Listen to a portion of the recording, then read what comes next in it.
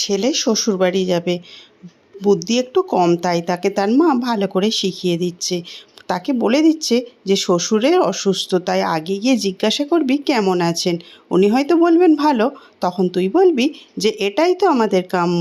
তারপর তিনি কী পথ্য করছেন জানতে চাইবি। তিনি কিছু না বলবেন, তুই তখন বলবি অতি উপাদেয় তথ্য। রোজ খেলে তাড়াতাড়ি সুস্থ হয়ে উঠবেন আশা করি। তারপর জিজ্ঞাসা করবে কিন্তু কোন ডাক্তার তার চিকিৎসা করছেন। ডাক্তারের নাম শুনে বলতে পারবি তো? দারুণ ডাক্তার, খুব তাড়াতাড়ি ভালো হয়ে যাবে। আর সবসময় হাসি হাসি মুখে থাকবি কেমন। মা ছেলের ঘাড় নেড়ে নেড়ে বেরিয়ে পড়ল।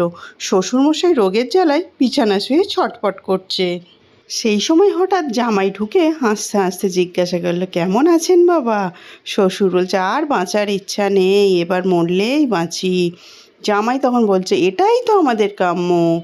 তো কি করছেন এখন আপনি? শ্বশুর চটে গিয়ে বলছে, কি খাচ্ছেন আপনি? তখন বলতে বলতেই বলছে, ঘোড়ার ডিম খাচ্ছি। জামাই তখন বলছে, বাহ, রোজ খেয়ে যান, রোজ খেয়ে যান, আশা করি ভালো হয়ে যাবেন। আবার হাসতে হাসতে বলছে, কোন ডাক্তার দেখাচ্ছেন?